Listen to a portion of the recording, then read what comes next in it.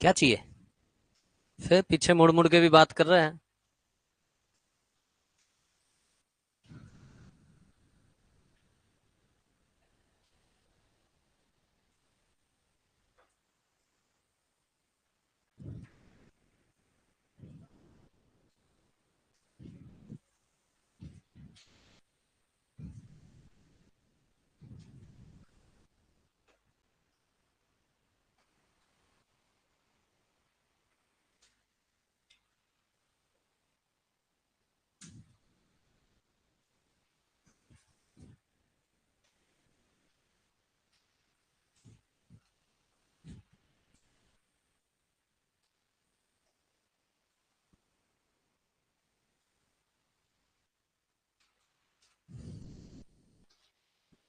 ये वो बातें हैं जो हम ऑलरेडी कर चुके हैं, और इन बातों में हमने आज एक और बात ऐड कर दी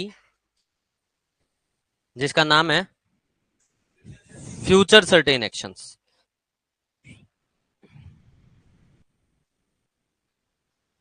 अभी तक हमने डिस्कस कर लिया कि रिपीटेड एक्शन प्रेजेंट इंडेफिनेट में रखेंगे, यूनिवर्सल ट्रूथ को प्रेजेंट इंडेफिनेट में रखेंगे, फीलिंग इमोशन स्टेट्स को रखेंगे, नॉवेल्स को, स्टोरीज को, और कमेंट्री को, न्यूज़पेपर की हेडलाइंस को। आज एक और बात सीखने को मिल गई कि जो न्यूज़पेपर की हेडलाइंस हैं उनको भी किस में रख दिया जाता है? प्रेजेंट इंडेफिनेट में। ठीक है, कैसे रखते हैं ध्यान से देखना। मैंने एक सेंटेंस लिखा, इंडिया होस्ट वर्ल्ड कप इन, मान लो कुछ भी लिख दिया, 2024। मैंने दूसरा सेंटेंस लिखा,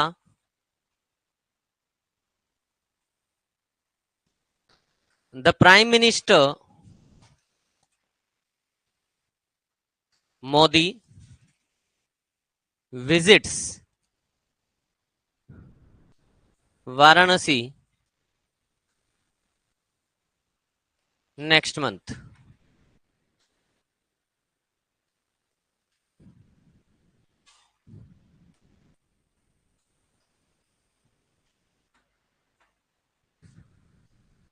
द प्राइम मिनिस्टर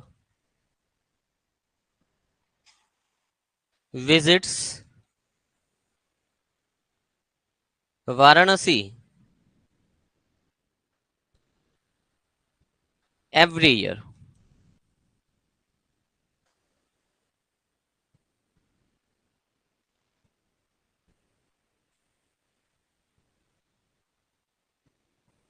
मैंने 3 सेंटेंसेस लिखे, India hosts world cup in 2024, the prime minister Modi visits Varanasi next month, and the prime minister visits Varanasi every year. इसमें जो थर्ड सेंटेंस है ये क्या बता रहा है? फ्यूचर का एक्शन, फ्यूचर का एक्शन है या रिपीटेड एक्शन है? कौन सा एक्शन है? रिपीटेड। ये तो रिपीटेड एक्शन है, तो रिपीटेड एक्शन को तो हम प्रेजेंट इंडेफिनेट में रखते ही हैं, इसमें तो कोई दिक्कत होनी भी नहीं चाहिए, कोई दिक्कत कोई परेशानी। ठीक है, पहले वाला एक्शन कहां का है? कहां का है? फ्यूचर का। टेंस कौन सा यूज होगा? कैसे पता प्रेजेंट इंडेफिनेट है? V1 है, और V1 के साथ क्या लगा हुआ है? वर्ब। वर्ब की फर्स्ट फॉर्म के साथ SEIS दिखाई दे जाए तो अपने को पता है टेंस कौन सा होता है? Present indefinite. तो प्रेजेंट इंडेफिनेट है, इंडिया होस्ट्स वर्ल्ड कप इन 2024। जो सेंटेंस है वो सेंटेंस ये बताना चाह रहा है कि 2024 में कोई एक्शन होगा, और वो एक्शन करेगा कौन? इंडिया। लेकिन एक्शन तो फ्यूचर का है, और टेंस कौन सा? प्रेजेंट का। ऐसा क्यों कर दिया? हाँ जी, क्या ये एक्शन सर्टेन है? हालांकि फ्यूचर इज ऑलवेज अनसर्टेन। पता लगे अगले साल कोविड आ जाए, मतलब 2024 में कोविड आ जाए, तो होगा क्या? वर्ल्ड कप होगा क्या? तो फ्यूचर इज ऑलवेज अनसर्टेन। लेकिन कुछ ऐसी चीजें होती हैं जिनको हम ऑफिशियली पहले से प्लान कर लेते हैं, जिनका टाइम टेबल डिसाइडेड होता है। तो ऐसी इवेंट्स को हम सर्टेनिटी शो करने के लिए कौन से टेंस में यूज कर लेते हैं? प्रेजेंट इंडेफिनेट में। तो सेंटेंस तो ये भी सही है। दूसरा देखना, दूसरा सही है। दूसरा सही है, मतलब प्राइम मिनिस्टर मोदी की जगह मैं मेरा नाम लिख दूं तो भी सही हो जाएगा। I visit Varanasi next month, सही हो जाएगा? गलत हो जाएगा। हम फ्यूचर के वो सर्टेन एक्शन रखते हैं जो ऑफिशियल है, जो टाइम टेबल्ड एक्शन है,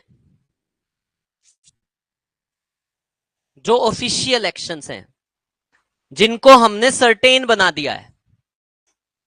तो फ्यूचर के ऐसे सर्टेन एक्शंस को हम प्रेजेंट इंडेफिनेट में रखते हैं जो या तो टाइम टेबल्ड एक्शंस हैं या फिर कौन से एक्शंस हैं, ऑफिशियल ऑफिशियल इवेंट्स हैं। बात समझ आ रही है सभी को? आवाज चाहिए? फंडा क्लियर हो गया सभी को? ठीक है, तो ये सारे हमारे प्रेजेंट इंडेफिनेट के यूसेज हो गए जो हम अभी तक सीख चुके हैं। सेकंड क्वेश्चन सही है या गलत है? सारे बोल दो।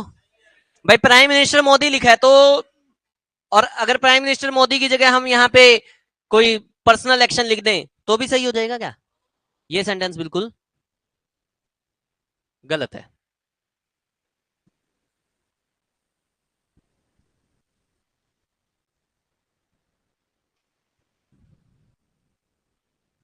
ये सेंटेंस बिल्कुल गलत है। क्वेश्चन उठता है, क्या हो गया, क्यों गलत हो गया ये, क्यों गलत हो गया?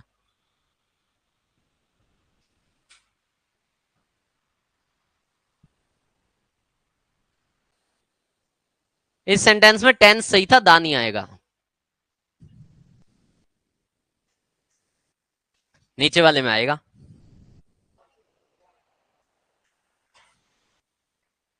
ठीक है, आया कुछ समझ में? क्यों हुआ ऐसा? यहां लिखा है नाम और यहां सिर्फ है डेजिग्नेशन। किसी पर्सन के नाम के साथ कभी दा नहीं आता, किसी पर्सन के नाम के साथ कभी दा नहीं आता। अभी थोड़ा टाइम पहले मैंने ये क्वेश्चन देखा था कहीं पे, उसमें एरर यही दे रखा था, मतलब टेंस टून्स का क्वेश्चन नहीं था वो, क्वेश्चन ऐसा ही था, बस उसमें यही लिख के दे रखा था, द प्राइम मिनिस्टर मिस्टर जो भी, और उसके आगे दा लगा रखा था। तो जब भी खाली प्राइम मिनिस्टर लिखा है, खाली प्रेसिडेंट लिखा है, तो दा चाहिए। लेकिन अगर उसका नाम लिखा है, बोलते हो ना, मतलब मैं मेरे नाम के आगे बोलूं ना, दा कुलदीप नागपाल, क्या बोलना चाहिए मुझे? आई एम दा कुलदीप नागपाल या आई एम कुलदीप नागपाल? आप जब अपना नाम बोलते हो तो बोलते होगे ना, आई एम दा प्रमोद, आई एम दा विनोद, चलेगा क्या? नहीं।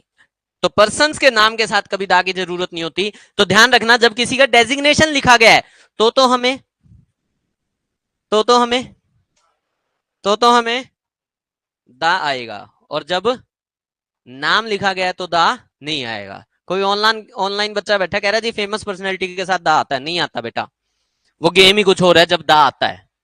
पर्सन के नाम के साथ दा जब आता है तो वो गेम हो रहा है, फेमस वूमस का कोई गेम नहीं है। मोदी से फेमस कौन है आज की डेट में? इसके साथ ही नहीं लगा रहे आप हैं? अच्छा, राहुल गांधी उससे भी फेमस है। ठीक है, चलो, ये कहानी कोई दिक्कत कोई परेशानी समझ में आ गया सभी को? चलो, अपने को ये बात पता चल गई कि फ्यूचर के सर्टेन एक्शंस को भी आप किस में रख सकते हैं, प्रेजेंट इंडेफिनेट में। ठीक है, प्रेजेंट इंडेफिनेट के बारे में एक छोटी सी बात और सीखेंगे आप, कि हमने ये तो सीख लिया कि प्रेजेंट इंडेफिनेट का जो स्ट्रक्चर है, सब्जेक्ट के साथ या तो V1 है और या सब्जेक्ट के साथ V1 प्लस एस या ES है। ठीक है, अगर प्रेजेंट इंडेफिनेट का नेगेटिव सेंटेंस बनाना पड़ जाए तो स्ट्रक्चर क्या है?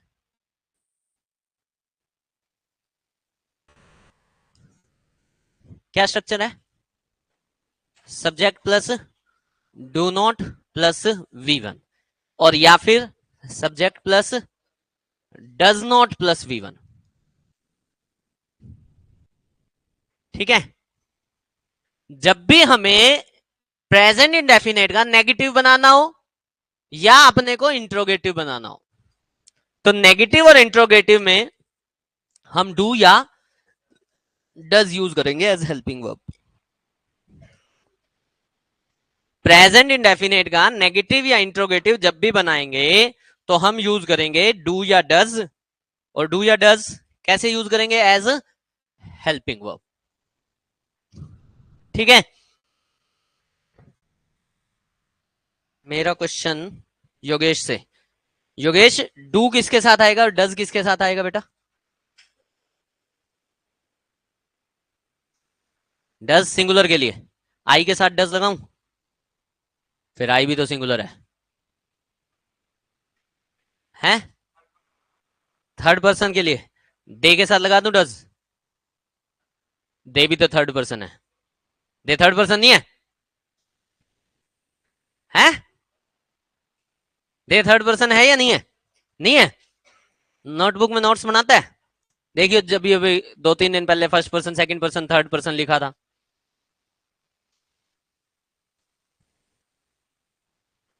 लिखा भी हुआ कहीं के नहीं?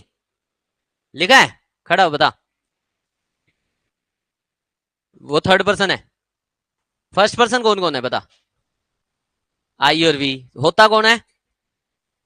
फर्स्ट पर्सन होता कौन है? स्पीकर होता है। सबको ये बात पता है ना? फर्स्ट पर्सन कौन होता है? फर्स्ट पर्सन होता है स्पीकर। स्पीकर के लिए हम यूज क्या करते हैं? आई क्या है और वी क्या है? प्लूरल है। ठीक है। होता कौन है ये? स्पीकर। फिर आया सेकंड पर्सन, कौन है?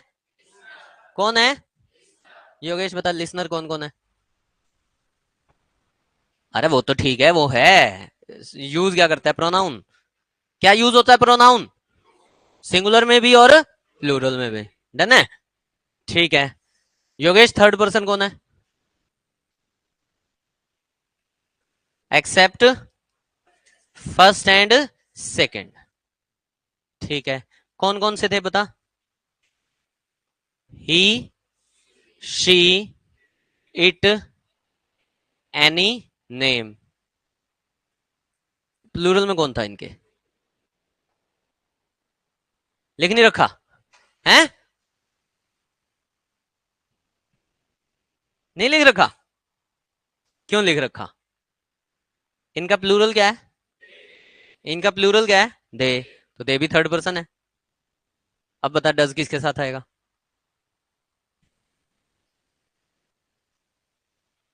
किसके साथ आएगा डज? थर्ड पर्सन के साथ नहीं, थर्ड पर्सन सिंगुलर के साथ। ही के केस में, शी के केस में, इट के केस में और एनी नेम के केस में। इन सब केसेस में अपने को डज चाहिए। बाकी सारे जितने भी केसेस हैं सबके साथ ही क्या चाहिए? डू।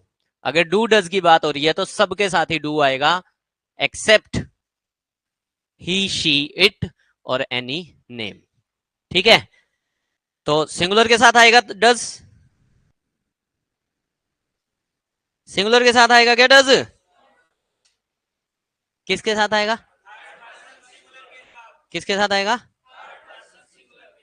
ये आएगा थर्ड पर्सन सिंगुलर के साथ। कोई दिक्कत कोई परेशानी? ठीक है। तो आई के साथ भी डू, यू के साथ भी डू, ही, शी, इट और एनी नेम के साथ डस। ठीक है। ये फंडा क्लियर हो गया? ठीक है। ये भी पता लग गया, ये आएगा अपना थर्ड पर्सन सिंगुलर के साथ। ठीक है जी। अगर बनाना हो इंट्रोगेटिव, इंट्रोगेटिव में क्या होता है? हेल्पिंग वर्ब कहां जाती है? सब्जेक्ट से पहले। तो इंट्रोगेटिव बना दो। इंट्रोगेटिव बनाओगे तो डू बार आ जाएगा, सब्जेक्ट प्लस V1, और या फिर डज बार आ जाएगा, सब्जेक्ट प्लस V1। ये तुम्हारे इंट्रोगेटिव बन जाएंगे। कोई दिक्कत कोई परेशानी? कोई दिक्कत? मैंने एक सेंटेंस लिख दिया,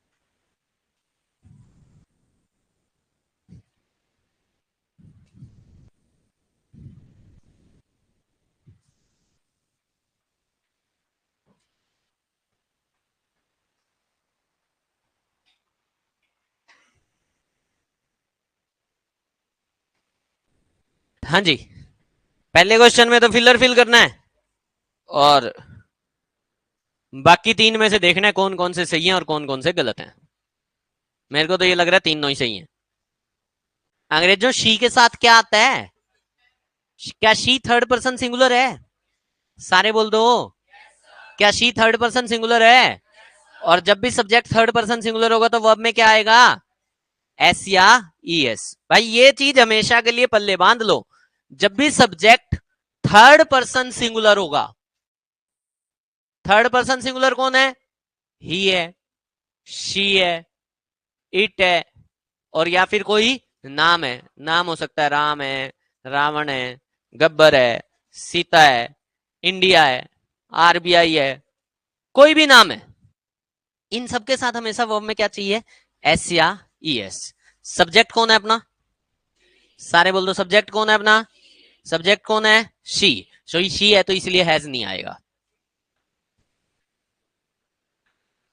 अब हैड, आरजू, हैड कैसे आया? और भी थे 2-4 हेड वाले। ये कौन से ग्रह के प्राणी हैं?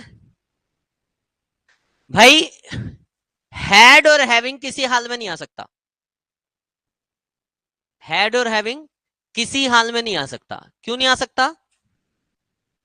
क्योंकि ये बात सबको पता होनी चाहिए। सारे बोलो, डू, डज या डिड के बाद हमेशा वर्ब की नेचुरल फॉर्म आती है। सारे बोल दो, डू, डज, डिड। आवाज नहीं आ रही मुझे। डू, डज, डिड के बाद हमेशा वर्ब की नेचुरल फॉर्म आती है। डू, आवाज नहीं आ रही। डू, डज, डिड के बाद हमेशा वर्ब की नेचुरल फॉर्म आती है। डू, डज, डिड के बाद वर्ब की नेचुरल फॉर्म का मतलब क्या होता है? वर्ब की फर्स्ट फॉर्म को हम बोलते हैं वर्ब की नेचुरल फॉर्म, या इसी को हम बोलते हैं वर्ब की बेस फॉर्म, या इसी को बोला जाता है वर्ब की प्लूरल फॉर्म। नेचुरल फॉर्म किसको बोलते हो? फर्स्ट फॉर्म को। किसको बोलते हो? फर्स्ट फॉर्म को। जैसे ही वर्ब की फर्स्ट फॉर्म में एस या ई एस लग जाएगा, ये बन जाएगी वर्ब की सिंगुलर फॉर्म। ये बातें तो पता होनी चाहिए।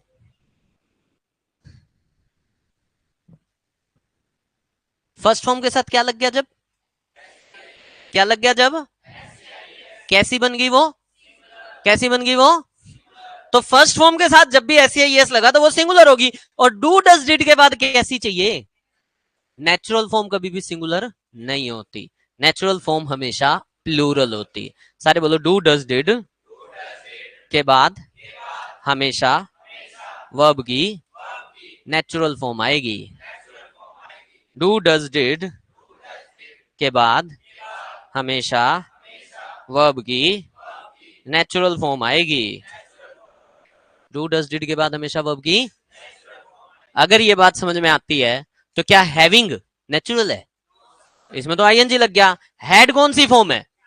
सेकंड फॉर्म है या थर्ड फॉर्म है? नेचुरल फॉर्म किसको बोलते हो?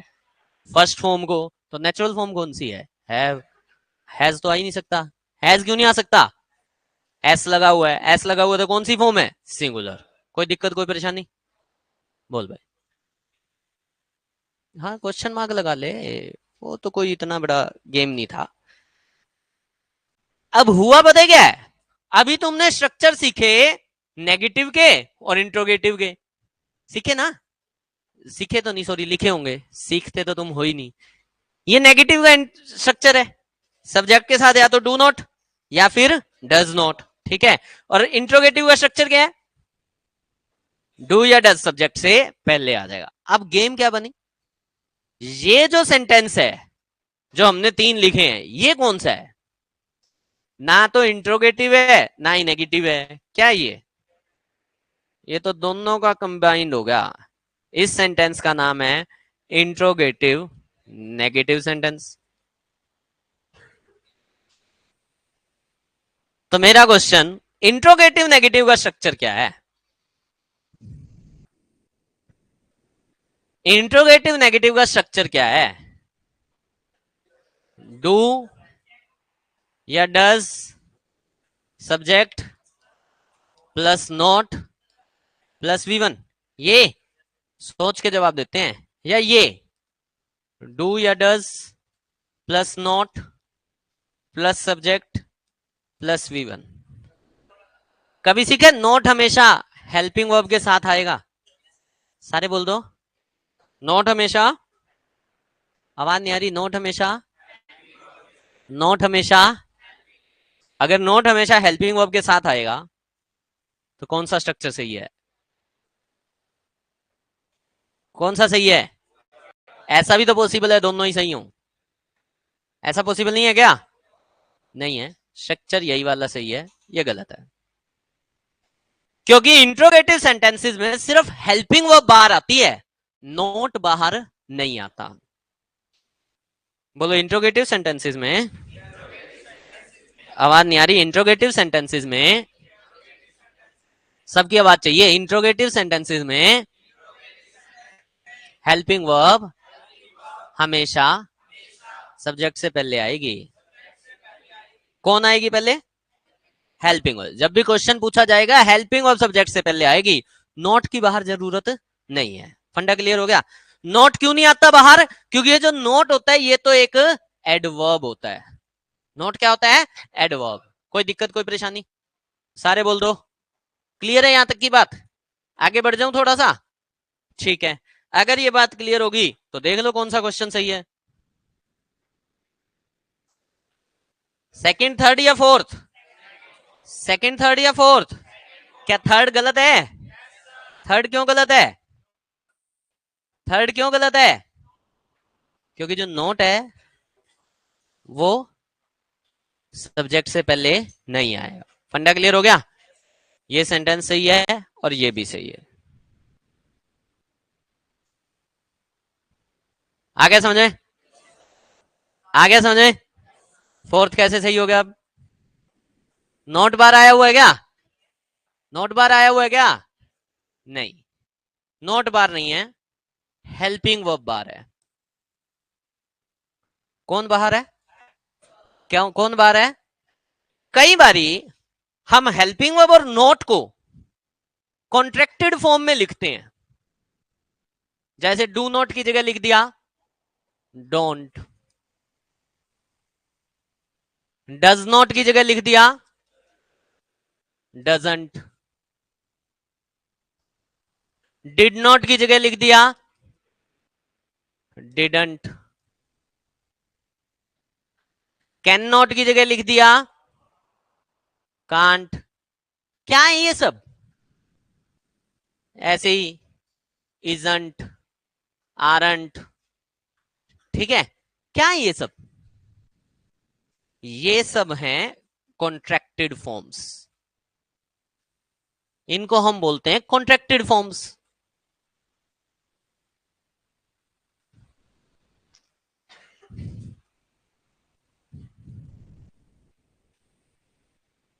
क्या बोलते हैं इनको?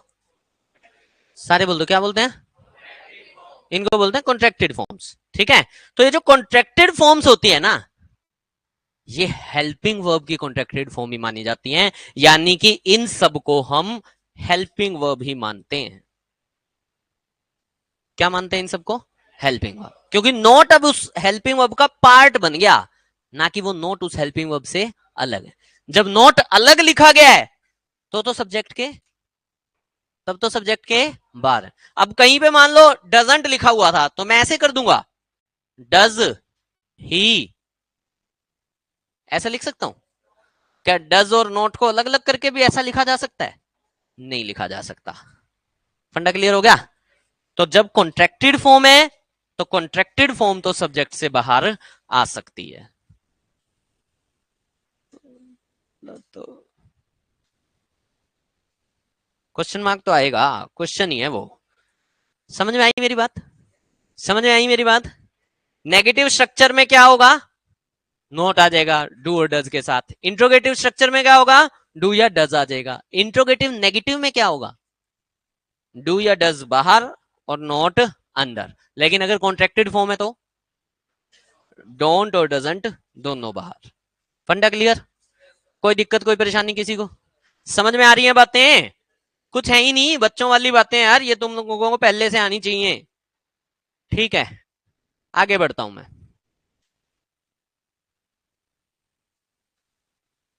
प्रेजेंट इंडेफिनेट की बातें खत्म होगी, वो बातें, प्रेजेंट इंडेफिनेट खत्म नहीं हुआ, प्रेजेंट इंडेफिनेट की वो बातें खत्म होगी जिन बातों से अपने को इसका यूसेज पता चला।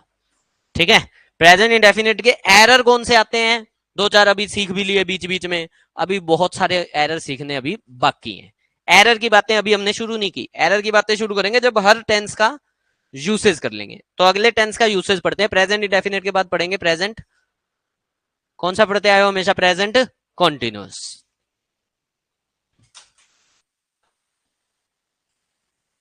जो पढ़ते आए हो अगर उससे आता तो आ ही जाता ना, फिर मेरे पास आने की जरूरत ही ना पड़ती। पढ़ते ही तो गलत तरीके से आए, हम पढ़ने वाले भी वैसे और हमें पढ़ाने वाले भी वैसे, एक से इकट्ठे हो गए। ठीक है, तो प्रेजेंट इंडेफिनेट के बाद पढ़ना पड़ेगा अपने को पास्ट इंडेफिनेट। ठीक है, पास्ट इंडेफिनेट पढ़ना क्यों है, क्योंकि इंडेफिनेट से कंपैरिजन करते हुए पास्ट इंडेफिनेट का कंपैरिजन हो जाएगा। यहां कौन से एक्शन आए, कौन से एक्शन आए, रिपीटेड एक्शन। यहां पता है कौन से एक्शन आएंगे, यहां आएंगे कंप्लीटेड एक्शन।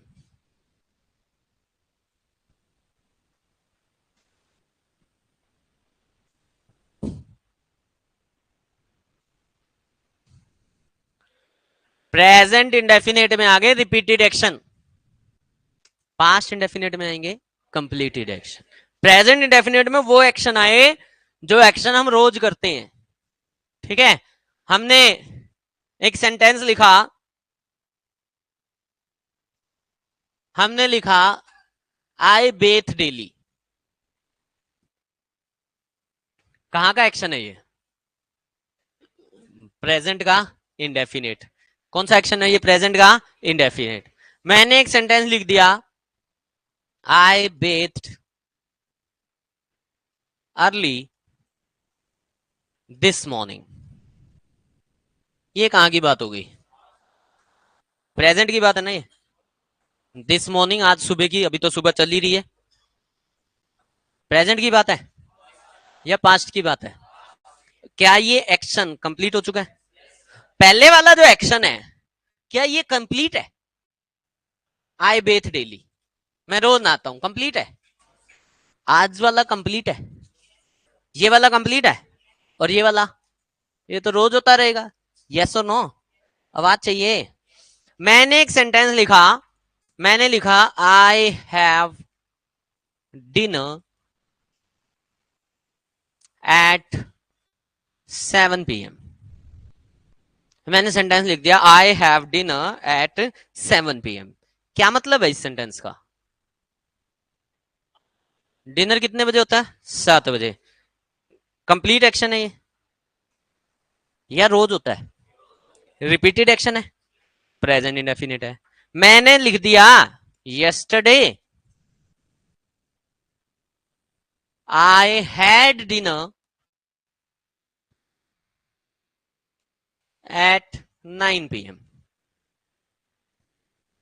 अब देखना सही है या गलत है, ये कहां की बात होगी, ये कहां की बात होगी, पास्ट की। अच्छा, अब एक बात और ध्यान से सुनना और समझना, जो ये वाला एक्शन है ये तो डेली होता है, रूटीन में होता है, ये वाला रूटीन का एक्शन बता रहा है या वन टाइम एक्शन है, कैसा एक्शन है, वन टाइम। ये कैसा एक्शन है, I have dinner eight 7 PM, repeated है, रूटीन में होता है। ये कैसा एक्शन है, ये कैसा एक्शन है, वन टाइम का मतलब होता है पास्ट इंडेफिनेट में हम जिस एक्शन की बात कर रहे हैं वो एक बार हुआ, वो कंप्लीट हो गया, उसके बाद की बात हमारे को नहीं पता कुछ भी। यस और नो, कल कितने बजे डिनर किया मैंने, इस सेंटेंस के अकॉर्डिंग कितने बजे किया है, 9 बजे। कल से एक दिन पहले कितने बजे किया, इस सेंटेंस को मत पढ़ो, इस सेंटेंस को पढ़ो। इस सेंटेंस से ये पता चल रहा है ना कल से एक दिन पहले कितने बजे डिनर हुआ था। और ये भी पता चल रहा होगा आज कितने बजे डिनर होगा। इससे क्या पता चल रहा है, अब ये वाला सेंटेंस नहीं लिखा हुआ, मान लो सिर्फ ये लिखा हुआ है, इससे क्या पता चल रहा है, कल कितने बजे डिनर किया होगा, कल से एक दिन पहले कितने बजे किया होगा, उससे पहले कितने बजे किया होगा, और कल कितने बजे करूंगा, आज कितने बजे करूंगा। तो ये बता रहा है रेगुलर ये एक्शन होगा। ये क्या बता रहा है, जो एक्शन हुआ उसी के बारे में एक बारी की बात, उससे ज्यादा की बात नहीं। तो यहां से सीखना यह है कि जो पास्ट इंडेफिनेट टेंस है ना, उसमें कंप्लीटेड एक्शन आएंगे, और कंप्लीटेड एक्शन कैसे होंगे, वन टाइम कंप्लीटेड होंगे। ये बात बहुत काम आएगी जब मैं बात बोल रहा हूं ना वन टाइम एक्शंस, बहुत काम आएगी जब आप मॉडल्स वॉडल्स पढ़ रहे होंगे, जब आप टेंसेज में और आगे बढ़ रहे होंगे, तो तुम्हें बताऊंगा।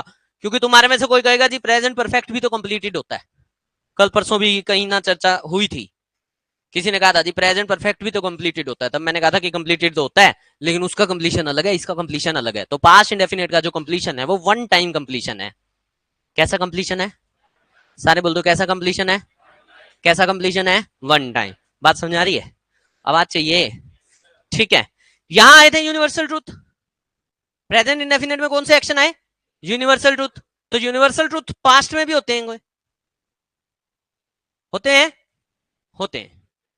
पास्ट के यूनिवर्सल ट्रूथ को यूनिवर्सल ट्रूथ ना बोल के हिस्टोरिकल फैक्ट्स बोल दिया जाता है।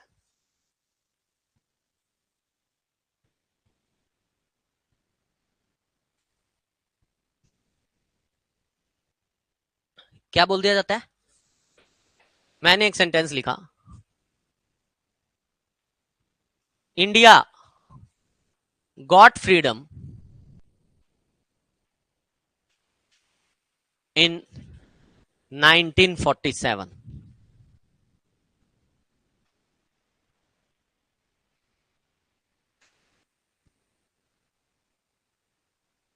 Vasco da Gama invented India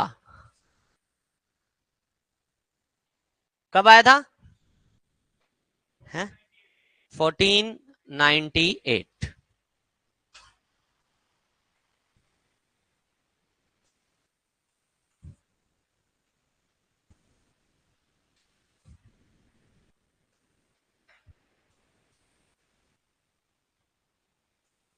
Bhagat Singh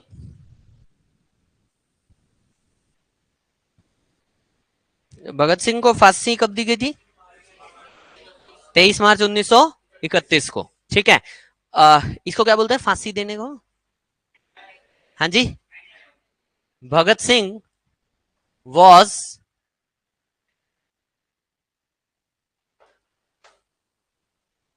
hanged के अलावा भी वर्ड्स होते हैं, और एक वर्ड होता है एग्जीक्यूटेड। क्या वर्ड होता है, एग्जीक्यूटेड। क्या बोल रहा है कोई, कुछ बोल है, एली एलिमिनेट, अरे नहीं, एलिमिनेट का मतलब है देखा तो उठा के पटक दिया कहीं पे, ऐसे थोड़ी। भगत सिंह वॉज एग्जीक्यूटेड ऑन 23 मार्च 1931, ठीक है।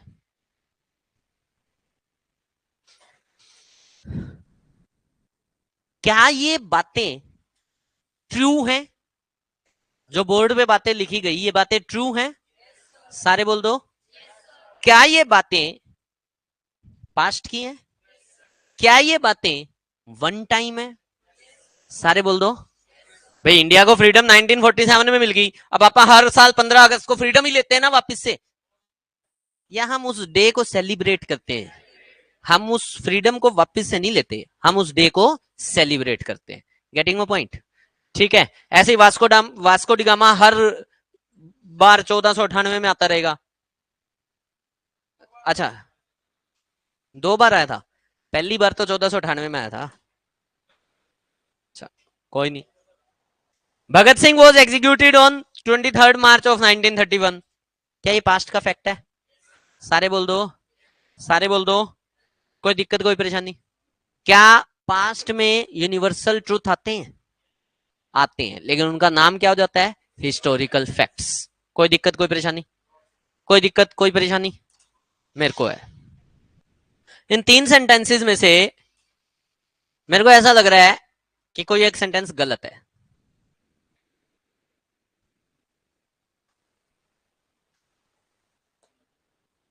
सकता ऊपर वाला है, क्योंकि ऊपर वाला कभी गलत होता नहीं, तो ये तो गलत हो ही नहीं सकता।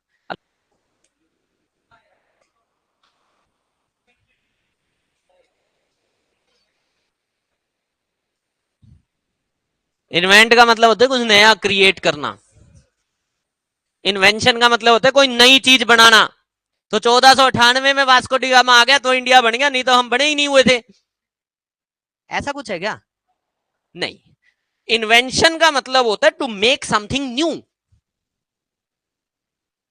इन्वेंट का मतलब होता है टू मेक समथिंग न्यू। जब थॉमस एडिसन ने समथिंग लिखा है बीच में मैंने, ये टू मेक समथिंग न्यू, ठीक है। जब बल्ब बनाया था उससे पहले भी बल्ब था ना, या नहीं था? बल्ब नहीं था, तो उसने बल्ब को इन्वेंट किया। ग्राहम बेल ने टेलीफोन को इन्वेंट किया, ठीक है। राइट्स ब्रदर जो थे उन्होंने हवाई जहाज को इन्वेंट किया, ठीक है। लेकिन वास्को डी गामा ने गोल्ड जिस दिन मिला होगा पहली बार, आग जिस दिन पहली बार जली होगी, तो आग को इन्वेंट किया गया था ना। आग इन्वेंशन थी या खोज थी? आग थी डिस्कवरी। आग तो ऑलरेडी थी भाई। अपनी बॉडी के बारे में यही कहा जाता है कि हम 5 तत्वों से मिलके बने हैं। और वो 5 तत्व कौन कौन से हैं? वायु, आकाश, पानी, अग्नि और मिट्टी। तो अग्नि, वायु, आकाश, पानी ये तो पहले से विद्यमान थे।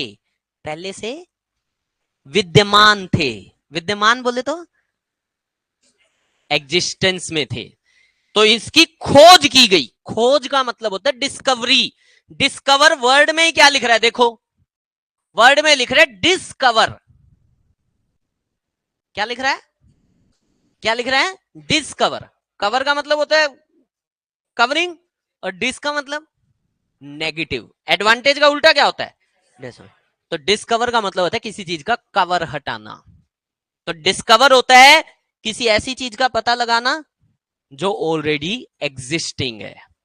टू डिस्कवर का मतलब होता है to find something that is already existing. Discover का मतलब होता है to find something that is already existing. और इन्वेंट का मतलब होता है मेक समथिंग न्यू। तो वास्को डी गामा ने इंडिया को इन्वेंट नहीं किया था, क्या किया था? डिस्कवर। हाँ, बहुत सारी चीजें उसमें क्राइम से रिलेटेड मिलती हैं, तो वो डिस्कवरी होती है, इन्वेंशन नहीं होती। इन्वेंशन का तो मतलब हो गया कि मैंने नई बंदूक बना दी, इसी से क्राइम हुआ था, ठीक है। हाँ जी। हाँ, तो इन्वेंट नहीं किया ना मैंने, मैं वही तो कह रहा हूँ, डिस्कवरी होती है वो। जब भी कोई क्राइम करके चला गया, उसका जो भी आप एविडेंस ढूंढते हैं वो डिस्कवरी होती है, ना कि वो इन्वेंशन। कोई दिक्कत, कोई परेशानी? हाँ, वन टाइम वाला। हाँ भाई, वन टाइम जो भी सेकंड फॉर्म यूज हो रही है ना, कौन सी फॉर्म यूज हो रही है? वो हमेशा ही वन टाइम एक्शन के लिए यूज हो रही है। अगर एक से ज्यादा बार एक्शन को डिनोट करना है, भी जैसे मैंने एक सेंटेंस लिखा, I use to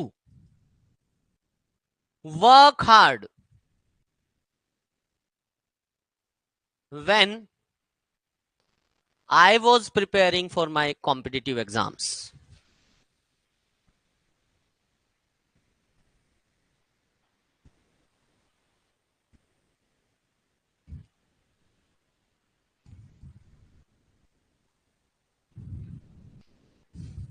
I used to work hard when I was preparing my competitive exams. अब इस सेंटेंस में ना मैंने एक वर्ड लगाया, यूज टू। क्या लगाया मैंने? Use to. ये यूज टू ना एक मॉडल है। यूज टू क्या है? ये मॉडल।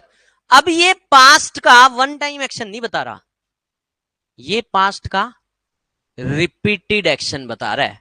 कैसा एक्शन बता रहा है? रिपीटेड। भाई एक दिन वर्क हार्ड करता था मैं, मैंने एक दिन हार्डवर्क किया, कितने दिन हार्डवर्क किया?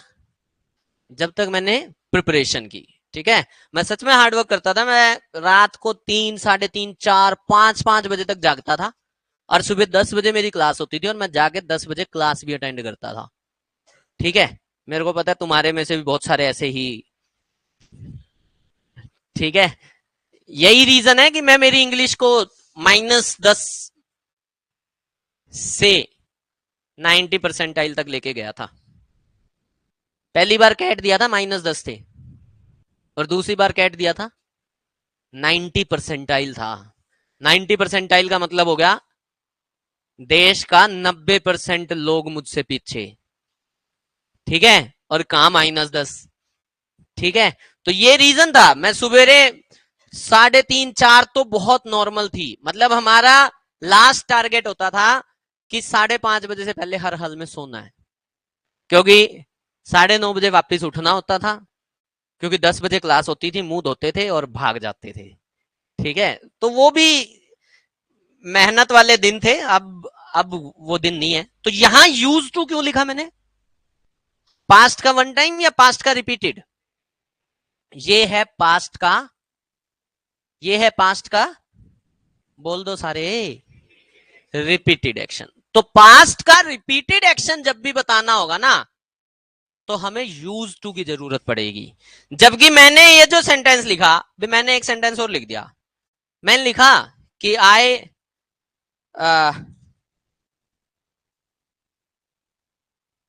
Worked hard,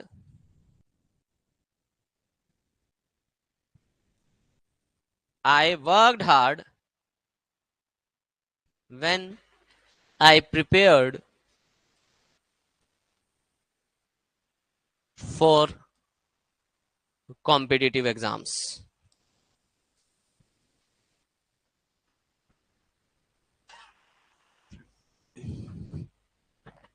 I worked hard when I prepared for competitive exams. अब यहां पे पहले और दूसरे सेंटेंस का वैसे देखा जाए तो मीनिंग काइंड ऑफ सेम है, लेकिन दोनों का मीनिंग एक्चुअल में सेम नहीं है। दोनों का मीनिंग अलग अलग है। क्या अलग है, कोई बता सकता है?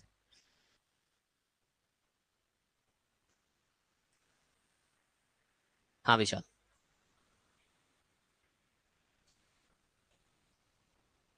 करता था। हाँ। पहले वाला सेंटेंस बता रहा है वो सारी ड्यूरेशन में मैं रोज हार्डवर्क करता था। दूसरे वाला सेंटेंस बता रहा है एक बार मैंने हार्डवर्क किया था। अब वो चाहे 10 दिन किया एक ही बार में, चाहे 10 महीने किया, चाहे 10 साल किया, उसने बात सिर्फ एक टाइम की कर दी। तो ये वाला जो एक्शन है, ये कौन सा एक्शन है? One time. और वो वाला कौन सा एक्शन है? रिपीटेड। फंडा क्लियर हो गया सभी को? कोई दिक्कत, कोई परेशानी? ठीक है, अगर नहीं है दिक्कत परेशानी तो चलो, अपने को पता लगा पास्ट इंडेफिनेट में कंप्लीटेड एक्शन आगे। और कौन से एक्शन आगे? Historical facts. अच्छा, फीलिंग्स एंड इमोशंस पास्ट की हो सकती हैं क्या? सब कुछ सही चल रहा है तो प्रेजेंट की फीलिंग्स हैं। चीजें खराब होगी, समझ रहे हो ना? तुम ज्यादा समझ गए, मैं वो नहीं समझाना चाह रहा था जो तुम समझ रहे हो। ठीक है, तो फीलिंग्स, इमोशन, स्टेट्स पास्ट की भी हो सकती हैं। ठीक है, आज है आई लव यू, हो सकता है आई लव्ड यू।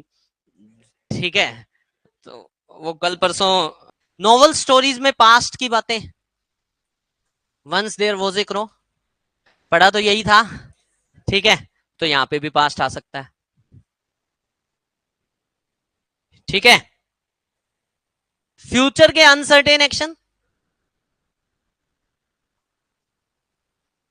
फ्यूचर के सर्टेन एक्शन, फ्यूचर के सर्टेन एक्शन कभी भी पास्ट में नहीं लिखे जा सकते।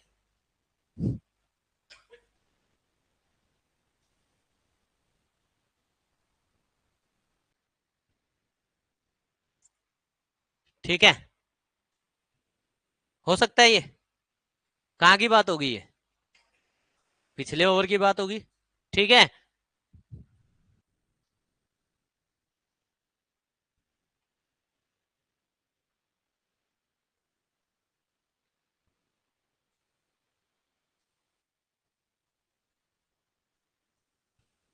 अब 2 दिन पहले कोई मैच हुआ था, आज मैच चल रहा है, उसमें 2 दिन पहले वाले मैच की कमेंट्री शुरू होगी। Just 2 days ago Rohit Sharma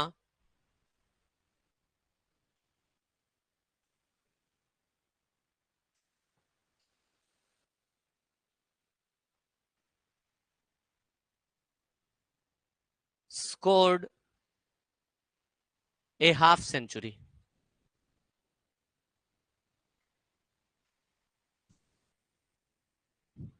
लो जी, होगी पास्ट की। न्यूज़पेपर की headlines, a man stabbed his wife. लो जी, न्यूज़पेपर की हेडलाइन होगी। ये क्या होता है स्टैब? है स्टैब होता है जैब। ठीक है, स्टैब क्या होता है? जैब। जैब क्या होता है? इम्पेल। ठीक है, स्टैब, जैब, इम्पेल, सबका मतलब होता है किसी भी पैनी चीज से किसी के ऊपर, मतलब धारदार चीज से किसी के ऊपर हमला कर देना, चाकू घोंपना, उसको बोलते हैं स्टैब, जैब, इम्पेल। जैब वर्ड नहीं सुना था अभी जब ये चल रही थी कोविड की वैक्सीनेशन? तो मैक्सिमम बड़े बड़े जो स्टोर्स हैं, जैसे आप आउटलेट पे चले गए भी, कोई आ, मान लो जोकी का आउटलेट है, या मान लो रेड टेप का आउटलेट है, या लिबर्टी का आउटलेट है, एसिक्स का आउटलेट है, उनके बाहर अक्सर ये लाइन लिखी हुई थी, वी हैव बीन जैब्ड। बहुत सारी जगह पे ये चीज लिखी हुई थी, पढ़ते नहीं हो? ठीक है, वी हैव बीन जैब्ड, इसका मतलब क्या था? इसका मतलब था वी हैव बीन इनोकुलेटेड।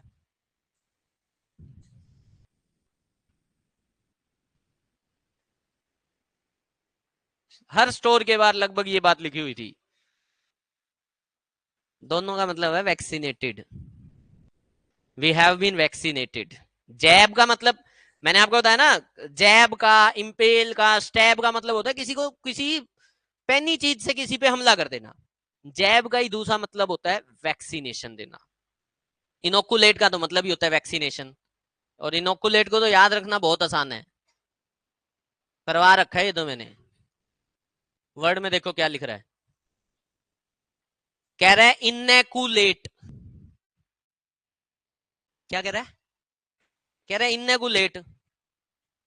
ठीक है, और इनेकुलेट फिर लगाता हूं तेरे को इंजेक्शन, तो इनेकुलेट का मतलब ही होता है, क्या मतलब होता है? इंजेक्ट। क्या मतलब हो जाता है? इंजेक्ट। ठीक है, तो इनोकुलेटेड, इनोकुलेशन, इससे नाउन बन जाता है, वैक्सीनेशन हो जाता है वो। वापिस आ जाओ। तो a man stabbed his wife, और फिर अभी वही once there was a crow, story होगी।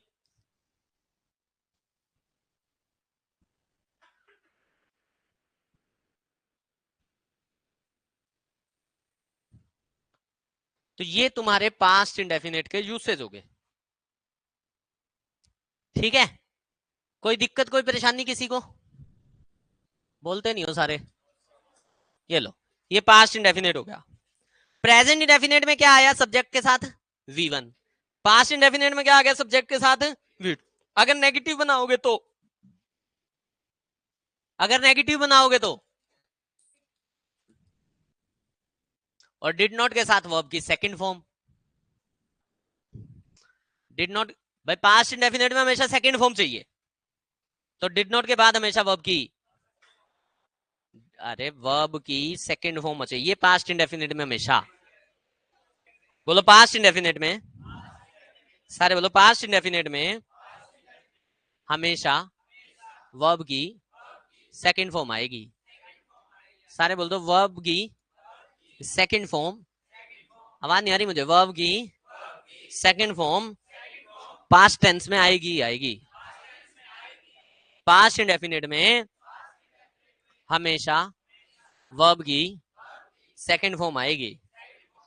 तो subject plus did not plus verb की, क्यों फर्स्ट फॉर्म भाई? क्या डिड खुद एक सेकंड फॉर्म है? डिड खुद ही क्या है, एक सेकंड फॉर्म। और अभी थोड़ी देर पहले सीख रहे थे कि सब्जेक्ट के साथ जब भी डू डज या डिड लगा हुआ हो तो वहां पे वर्ब की हमेशा नेचुरल फॉर्म आती है, फर्स्ट फॉर्म आती है। ठीक है, इंट्रोगेटिव बनाओगे तो डिड बाहर आ जाएगा, इंट्रोगेटिव नेगेटिव बनाओगे तो डिड या डिडंट बाहर आ जाएगा। कोई दिक्कत कोई परेशानी? लो जी, ये तुम्हारा पास्ट इंडेफिनेट हो गया। कहानी शुरू होगी फ्यूचर इंडेफिनेट की।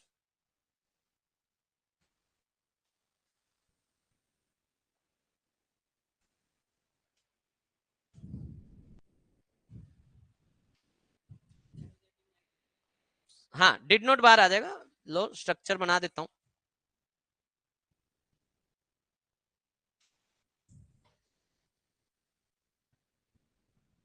देखो, पास्ट के स्ट्रक्चर बनेंगे subject plus V2, subject plus did not plus V2, subject plus did not plus V2। Negative बना दिया, इंट्रोगेटिव बनाओगे तो did plus subject plus V2, interrogative negative बनाओगे तो did plus subject plus not plus V2। और जब interrogative negative बनाओगे तो didn't plus subject plus not plus V2। दोबारा नोट नहीं आएगा क्या? क्यों? नोट तो दोबारा नोट की जरूरत नहीं है। कोई दिक्कत कोई परेशानी? ये पॉजिटिव सेंटेंस हो गया। पॉजिटिव का ही दूसरा नाम क्या था? पॉजिटिव का दूसरा नाम क्या था? अफर्मेटिव। ये कौन सा हो गया? नेगेटिव। ये कौन सा हो गया? इंट्रोगेटिव। ये कौन सा हो गया? Interrogative negative. और ये भी कौन सा हो गया? Interrogative negative. कोई दिक्कत कोई परेशानी? लो, ये तुम्हारा पास्ट इंडेफिनिट। ठीक है, प्रेजेंट इंडेफिनिट में क्या आया? V1। पास्ट इंडेफिनिट में क्या आ गया? V2। कोई दिक्कत कोई परेशानी? ठीक है, आ जाओ। प्रेजेंट इंडेफिनिट में आए रिपीटेड एक्शंस। कौन से एक्शंस? रिपीटेड। यहां कौन से आगे? कंप्लीटेड। ठीक है, बच्चे पता है कौन से हैं? इनकम्प्लीट एक्शन, यानी कि पेंडिंग एक्शंस।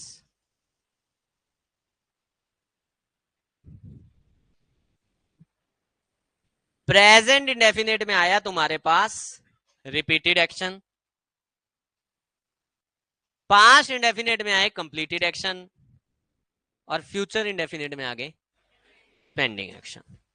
इसके अलावा फ्यूचर इंडेफिनिट में कुछ नहीं आएगा। बस ये है तुम्हारा फ्यूचर इंडेफिनिट। प्रेजेंट इंडेफिनिट में रिपीटेड, पास्ट इंडेफिनिट में कंप्लीटेड, और फ्यूचर इंडेफिनिट में बस, और कोई बात ही नहीं है। यहां आया V1, पास्ट इंडेफिनिट में क्या आया? पास्ट इंडेफिनिट में क्या आया?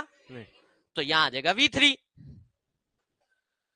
सब्जेक्ट, भाई देखो, V1 वहां आ गया, V2 यहां आ गया, तो V1 V2 और V3। तो लॉजिकल चलेंगे आप,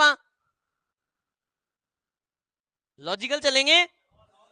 अंग्रेज खुद ही नहीं चलते लॉजिकल, आपा कैसे चल लेंगे? अंग्रेज जमा पुट्ठे हैं। इनको चाहिए यहां पे विल या शेल प्लस में V1।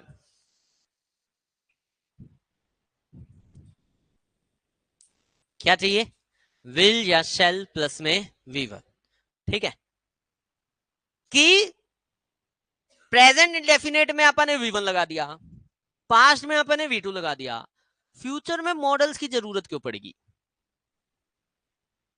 भाई टेंस बना रहे हैं, हमने ये बात सीखी है कि मॉडल्स टेंस की बात नहीं करते, सीखी है ना ये बात। फ्यूचर टेंस बनाने के लिए मॉडल्स की जरूरत क्यों पड़ेगी? पहला बात। दूसरा छोटा सा होमवर्क देख लो एक बार, इतनी अगर हो इंडेफिनेट की, और ना हो तो इंडेफिनेट कॉन्टिन्यूस परफेक्ट और परफेक्ट कॉन्टिन्यूस चारों मंगवा के रख लो, ठीक है। एक छोटा सा होमवर्क हो रहा है, वो क्या है कि प्रेजेंट इंडेफिनेट हो गया, पास्ट इंडेफिनेट हो गया, फ्यूचर इंडेफिनेट हो गया, तीन टेंस हो गए, तीनों के